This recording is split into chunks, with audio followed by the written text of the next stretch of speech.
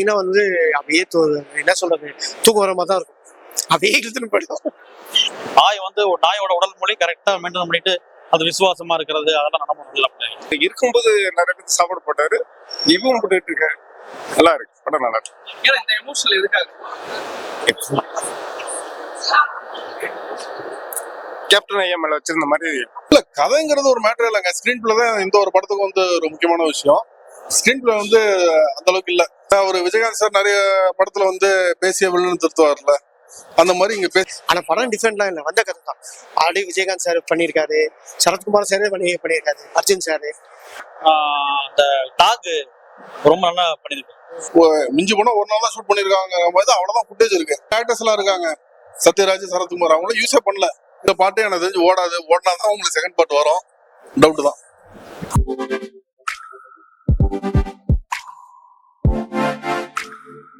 படம் நல்லா இருக்கு சார், நல்லா இருக்கு. ஒரு தடவை பாருங்க, நம்பி பார்க்கலாம். ஸ்லோ மோஷன் தான். ஃபர்ஸ்ட் ஸ்டாப்லாம் பாத்தீங்கன்னா வந்து அப்படியே என்ன சொல்றது, தூக்கம் வர மாதிரி தான் இருக்கும். அப்படியே இழுத்துன்னு போயிடும். ஆனா விஜய் ஆண்டனிக்காக பார்க்கலாம் நம்பி. ஆனா பெருசாலாம் இல்லை. இல்ல விஜய் ஆண்டனி சார் வந்து டிஃபரெண்டா நல்லா தான் பண்ணிக்காரு. ஆனா படம் டிஃபரெண்ட்லாம் இல்லை, வந்த கதை தான். ஆல்ரெடி விஜயகாந்த் சார் பண்ணியிருக்காரு, சரத்குமார் சாரே பண்ணியிருக்காரு, அர்ஜுன் சாரு, அவங்களாம் பண்ணி முடிச்ச கேரக்டர் இது பண்ணிக்காரு. எவ்வளவு படம் சொல்லலாம், அவருக்கு எல்லாம் மோஸ்ட்லி அப்படிதான் இருக்கு. எவ்வளவு சொல்லாமே.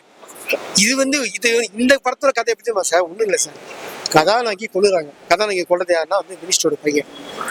மினிஸ்டரோட பையன் வந்து இவர் கொள்ளுறாரு, ஓகேங்களா. கொள்ளுறாரு. இவர் வந்து பாத்தீங்கன்னா தலைமறை வாக்குறாங்க. அந்த மாதிரி யாருக்கும் தெரியக்கூடாதுன்னு போறாரு. இது ஒரு ஏமாற்றம் தாங்க. படம் பார்க்கும்போது கிட்டத்தட்ட ஃபர்ஸ்ட் ஹாஃப் பார்க்கும்போது ஒரு பாஷா படத்தோட அதே ஸ்கிரீன் பிளேல இந்த கதையை எடுத்து வச்ச மாதிரி இருந்துச்சு.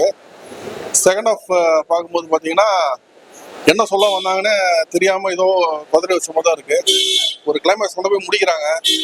முடிச்சுட்டு செகண்ட் பார்ட்டுக்கு ஏதாவது லீடு கொடுக்கணும் அப்படின்னு சொல்லிட்டு டோட்டலா வேற ஒரு விஷயத்த சொல்றாங்க. அதெல்லாம் ஆடியன்ஸ் வந்து ஏமாத்துற மாதிரி தான் ஒரு ஃபீல் இருக்கு. இல்ல, கதைங்கிறது ஒரு மேட்டர் இல்லைங்க. ஸ்கிரீன் பிளே தான் இந்த ஒரு படத்துக்கு வந்து ஒரு முக்கியமான விஷயம். ஸ்கிரீன் பிளே வந்து அந்த அளவுக்கு இல்ல, சொதப்பிடுச்சு. பெரிய பெரிய ஆக்டர்ஸ் எல்லாம் இருக்காங்க, சத்யராஜ், சரத்குமார், அவங்களும் யூஸே பண்ணல. சத்யராஜ் எல்லாம் இந்த போன்ல அங்கங்க பேசுறாரு. மிஞ்சி போனா ஒரு நாள் தான் ஷூட் பண்ணிருக்காங்க. அவ்வளவுதான் ஃபுட்டேஜ் இருக்கு, சும்மா நடந்து பேசுறாரு, அவ்வளவுதான். சரத்குமார் கொஞ்சம் பெட்டரான ரோல் இருக்கு. பட் அவரும் இப்போ கதை ஃபுல்லா பாத்தீங்கன்னா அண்டமான்ஸ்ல நடக்குது. இவங்கெல்லாம் ஒரு ஏஜென்ட் மாதிரி. ஸோ விஜய் ஆண்டனி வந்து இறந்துட்டாங்கன்னு சொல்லிட்டு தான் உலகத்துக்கு ஃபுல்லா தெரியும். அவர் சம்மதி எல்லாமே இருக்குது. ஸ்டோரி ரொம்ப ஸ்மூத்தா போகுதுங்க. டயலாக்லாம் கொஞ்சம் நல்ல நெகிழ்வா தான் போகுது. அன்பை பத்தி காட்டுறாங்க படத்தை.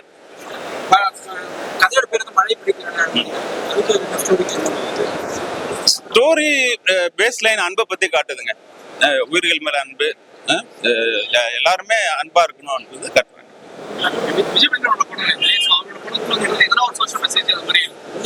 அன்பு அடிப்படையா அந்த படம் இருக்குங்க.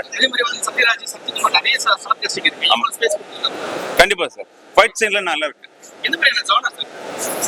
நீங்க படம் பாருங்க. நல்லா பண்ணிருக்காங்க. எல்லா நடிகர்களுமே நல்லா நடிச்சிருக்காங்க. ஹம்பிளா பண்ணிருக்காரு.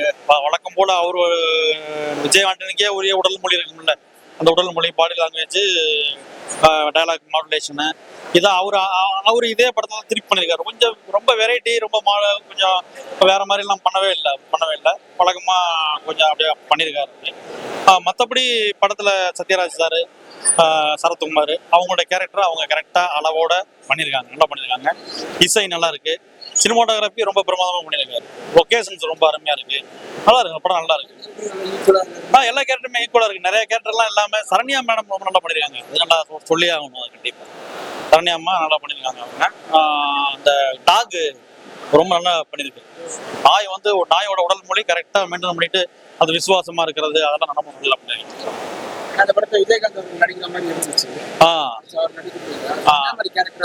அவர் விஜயகாந்த் பண்ணியிருந்தாருன்னா இன்னும் வேற மாதிரி திரைக்கதை வடிவம் மாறும். ஏன்னா அவருக்கு கொஞ்சம் ரொம்ப டெப்த் கொடுக்க வேண்டியதா இருக்கும், அவருக்கு ஒரு முக்கியத்துவம் கொடுக்க வேண்டியது இருக்கும். இதுல சரத்குமாருக்கும் சத்யராஜ் சாருக்கும் ஈக்குவலான கேரக்டர் நல்லா பண்ணிருக்காங்க சார்.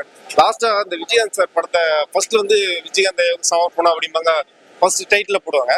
ஆனா இந்த படத்துல பொறுத்த வரைக்கும் லாஸ்டா கதையோட இதெல்லாம் முடிஞ்சு காட்டி போடுவோம் பாத்தீங்களா, அது அப்படியே அந்த அந்த விஷயம் அந்த 200 கோடி வச்சுக்கிட்டு நீ 1000 பேர் நீ சாப்பிட போடலாம், அதை விட்டு நீயே இன்னொருத்த சொத்தை புடுங்குற அப்படின்னு சொல்லிட்டு வில்லனை திருத்தி வெளியேறுவது பாத்தீங்களா.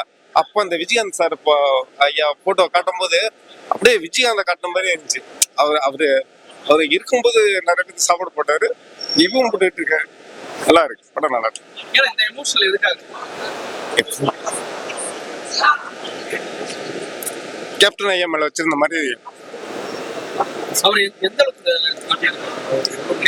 இல்ல. என்னன்னா அவர் பண்ண விஷயத்த அப்படியே சொன்னாங்க பாத்தீங்களா, சாப்பாடு போட்ட விஷயம், இப்போ போட்டுக்கிட்டு இருக்கிற விஷயத்த போட்டு நீ நினைச்சா 1000 பேருக்கு சாப்பாடு போடலாம், ஏன் இன்னொரு சொத்தை புடுங்க பாக்குற அப்படின்ட்டு விஜயகாந்த் சொன்ன மாதிரியே இருந்துச்சு எனக்கு. பழைய மேடையில ஐயா பேசியிருக்காரு, அதை வந்து இந்த அவர் இல்லாம காமிச்சு அவர் போட்டோ காட்டும் போது அந்த இமோஷன் வந்துச்சு. ஆமா சார், கண்டிப்பா நல்லா இருக்கு, அருமையா பண்ணியிருக்காங்க, நல்ல விஷயம். அது உண்மையிலே இந்த படம் ஐயா கேப்டன் ஐயாவுக்கு சமர்ப்பணம். விஜயகாந்த் விரும்புறவங்க கண்டிப்பா அந்த படத்தை கண்டிப்பா எல்லாரும் பார்க்கலாம், விரும்பி பார்ப்பாங்க. இம்பார்ட்டன்ட் சும்மா தாங்க சார். சரத்குமார் ஒரு 3-4 சீன் வர மாதிரி நல்லா காட்டுவாங்க, அவ்வளோதான். சத்யராஜ் ஒரு 3 சீன், இந்த செகண்ட் ஹாஃப் தான் வரும். போரிக்கு மேலே ஃபீல் இல்லை படத்துல, உண்மையே இல்லையே. அதான் நான் இனிமே போரிக்கு மேலாம் இல்லை, அதான் சொன்னேன் விஜய் ஆண்டனிக்காக பாருங்க நம்பி.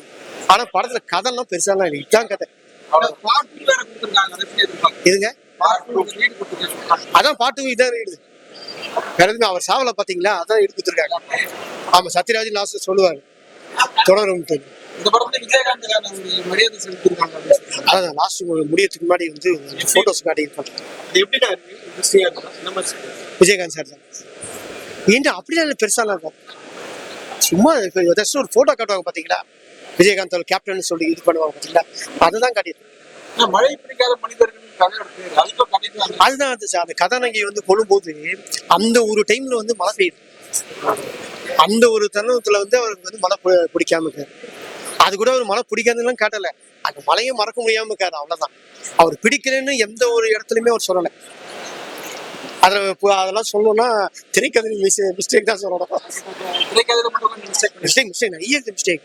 கண்டிப்பா என்னோட கருத்து என்னன்னா, இந்த படம் பப்ளிக் பார்க்க மாட்டாங்க, 100% பார்க்க மாட்டேன். நீங்க வேணா பாருங்க, இப்பவே தியேட்டர்ல வந்து கூட்டம் இல்லவே கூட்டம் இல்லை, வேகணும் இது பண்ண மாட்டேன்.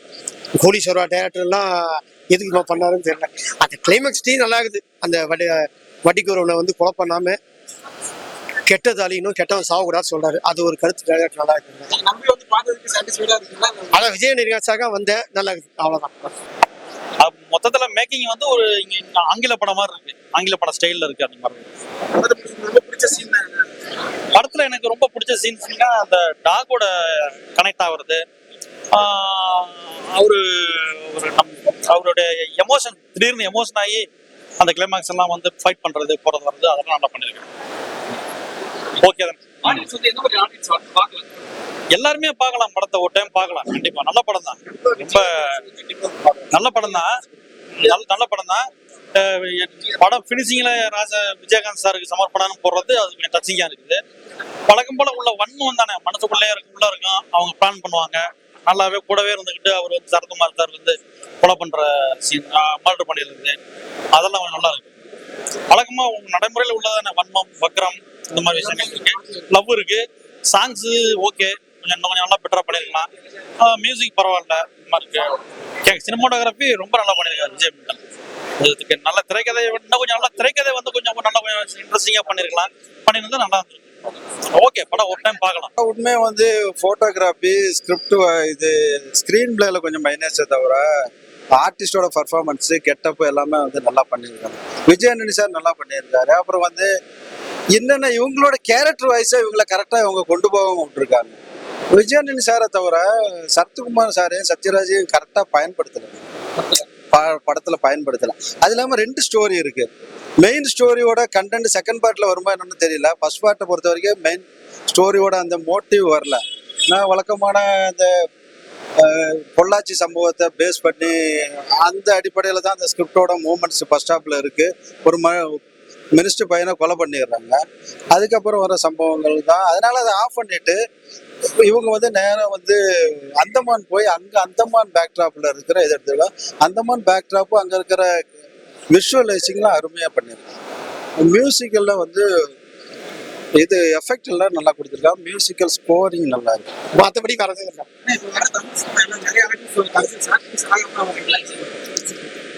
அப்படிலாம் இல்லை சார். தமிழ் சினிமா நல்லா தான் சார் இருக்குது. நீங்க வேற படம் இந்த மாதிரி எடுத்தாலும் என்ன பண்ணுவாங்க, நிறைய பேர் இந்த இந்தியன் டூ கூட தான் வந்து பப்ளிக் நல்லா நல்லா சொல்லுவாங்க. ஆனா அதையே என்ன பண்ணாங்க, மீடியாவில் எடுத்து என்ன பண்ணாங்க, இப்படியே போட்டு மீடியாவை நம்பாதீங்கன்றாங்க. மீடியாவை நம்பாதீங்கன்னு கூட வச்சுக்கலாம். பப்ளிக்கோட கருத்து தான் நீங்க எடுக்கிறீங்க வெளியில வந்து, அது சொல்றதுல என்ன தப்பு இருக்கு. இந்தியன் டூ வந்து பாத்தீங்கன்னா உண்மையிலேயே நல்லா தான் இருக்குது. அது எட்டக்க முடக்காலாம் இந்தியன் டூ சொன்னாங்க. இந்தியன் டூ வந்து தூக்கி வச்சு கொண்டாடுறாங்க ஃபர்ஸ்ட் இதுல. அதே இந்தியன் டூ வந்து பப்ளிக் அடிக்கும்போது என்ன ஆகும், கதை சுத்தப்படாத கதை தான். அதை வந்து இல்லைன்னு சொல்றாங்க. தப்பு இல்லையே, மீடியா கேட்டதான் பண்றாங்க. அதான் மீடியா தப்பா சொல்றாங்க. வரமாட்டாங்க சார். நம்பி பாருங்க, நாளைக்கு படத்துக்கு இன்னும் கூட்டமே இருக்காது. இல்ல சார், விஜய் மல்லனோட படங்களை ஃபுல்லாவே அவரோட பார்க்க வேண்டியாச்சு இருக்கு. இந்த படம் வந்து இவ்வளவு லேக்கா இருக்கு காரணம் இல்ல லேக் வந்து இந்த ரெண்டு பெரிய நடிகரை வச்சுட்டு அவங்கள வந்து கதைக்குள்ளே இன்வால்வ் பண்ணலையா, எல்லாத்தையும் கதையை விட்டு தள்ளி வச்சுட்டாங்க. அங்க நடக்கிற விஷயம் பாத்தீங்கன்னா ஒரு நேச்சுரலாவே இல்லை, கொஞ்சம் ஒரு ஆர்டிஃபிஷியலான ஃபீலே கொடுத்துட்டு போகுது. ஸோ ஏன்னா ஸ்கிரீன் பிளே வந்து சொதப்பிட்டாங்க. எஸ்பெஷலி செகண்ட் ஹாஃப்ல வந்து ரொம்பவே சொதப்பிட்டாங்க. ஒரு பெரிய வில்லனை காமிச்சிட்டு கடைசியில போய் அவனுக்கு விஜய் ஆண்டனி போய் எக்ஸ்பிளைன் பண்ணி அவனை திருத்துற மாதிரிலாம் கொண்டு போய் காமிக்கிறாங்க. ஸோ அதெல்லாம் வந்து ஒரு படம் ஃபுல்லா டோட்டலா கெடுக்குது. கிளைமேக்ஸ் வந்து டோட்டல் சொதப்பல். ஸ்கிரீன் பிளே மிஸ் ஆகுதுங்க. விஜய் மல்லனோட படத்திலேயே வந்து ஸ்கிரீன் பிளே பெஸ்டா இருக்கு. இல்ல விஜய் மல்டனோட படத்துலன்னு பாத்தீங்கன்னா 10-80க்குள்ள வந்து ஸ்கிரீன் பிளே மைனஸ் தான். அது ஓப்பனா சொல்லி ஆகணும். அவரோட போலீஸோட ஒன்று ஸ்கிரீன் பிளேக்காக ஓடின படம். அதுல எந்த ஆர்டிஸ்டுமே இருக்க மாட்டாங்க. ஒன்லி முழுக்க ஸ்கிரிப்டுக்காக ஓடினது. அவரோட போட்டோகிராஃபி கேமராமேனா இருந்து வந்தவர் தான். ஆனா அவர் கண்டிப்பா வந்து ஸ்கிரீன் பிளேல கவனம் செலுத்தணும். கதையை வந்து என்ன எடுக்கிறோங்கிறத வந்து கரெக்டா வந்து பண்ணணும். அது வந்து அது வந்து கரெக்டான இதுல போக மாட்டேங்குது. பாதியில ஆஃப் ஆயிடுது. என்னன்னா 2 கதை வந்துருது. நீங்க எடுத்துக்கிட்ட கதை ஒன்றும் போற கதை வேறையா இருக்கு. அப்போ ஃபர்ஸ்ட் மெயின் கதை என்ன, அதோட கண்டென்ட் என்னன்னு இல்லாம அதுல உளவுத்துறை ஆபீசர்ஸா பண்ணியிருக்காங்க. இந்த உளவுத்துறை ஆபீசர்ஸ்க்கு மெயின் மேட்டர் அவங்களுக்கு எண் நம்பர் தான் கொடுத்துருக்காங்க. நாட்டுக்காகவும் மக்களுக்காகவும் நல்லபடியா வாழணுன்றதுக்காக இவங்கள தியாகம் பண்ணிக்கிறாங்க. வெளியில தெரியலைங்கிற ஒரு விஷயம் இருக்கு. அதுக்கான சீக்வன்ஸ் கரெக்டா இருக்கான்னு அவங்க தான் சொல்லணும். ஓகேங்களா, அதான் அவர் உளவுத்துறை படம் எடுத்தனால அவர் எண்ட்ல போட்டோ தான் போட்டிருக்காங்க. கேப்டன் வந்து அருமையா இது பண்ணிருக்காங்க. அவருக்கு நன்றி இல்ல, எண்ட்ல வந்து அவருக்கு அஞ்சலி தான் செலுத்திருக்காங்க. அதெல்லாம் போடல, அவங்க அஞ்சலி தானே சேர்த்து ஒரு போட்டோ கொடுத்து அவருக்காக வந்து அஞ்சலி. கண்டிப்பா விஜயகாந்த் சாருக்கு வந்து இதுக்கெல்லாம் முன்னோடியா இருக்காரு. உளவுத்துறை மக்களை காப்பாத்துறது, தீவிரவாதியை பிடிக்கிறது, அவரை தாண்டி இது வரைக்கும் யாருமே வரல. அந்த மாதிரி படங்கள் நல்லா வரணும். நாட்டுக்காகவும் இளைஞர்களுக்காகவும் நல்ல ஊக்கத்தை கொடுக்கணும்னு சொல்றேன். நன்றி. சொல்லிட்டு ஒரு வார்த்தை முதல்ல பேசுவாரு, ஒரு மலையில என் வாழ்க்கை சேஞ்ச் ஆயிடுச்சுன்னு. அந்த பிளாஷ்பேக்கும் காமிக்கல, எத்தனால மழை அவருக்கு பிடிக்கலன்னு சொல்லல. அது வேற சொல்ல ஓரளவு குளிக்க பிடிக்கல வேணும்னு, பட் ரீசன் எதுவுமே சொல்லாம விட்டாங்க. நல்ல பேரா வச்சுக்கலாமா பாஷா பை விஜய் ஆண்டனி.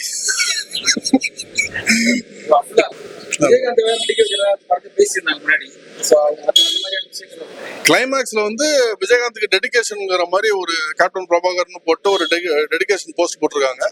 அது அவருக்கு கொடுத்த ஒரு மரியாதை தான், அது நல்ல விஷயம் தான். பட் அதை தாண்டி ரொம்ப ஒரு பெரிய ஒரு டாக்கிங் பண்ணலாம் கிடையாது விஜயகாந்த் பத்தி.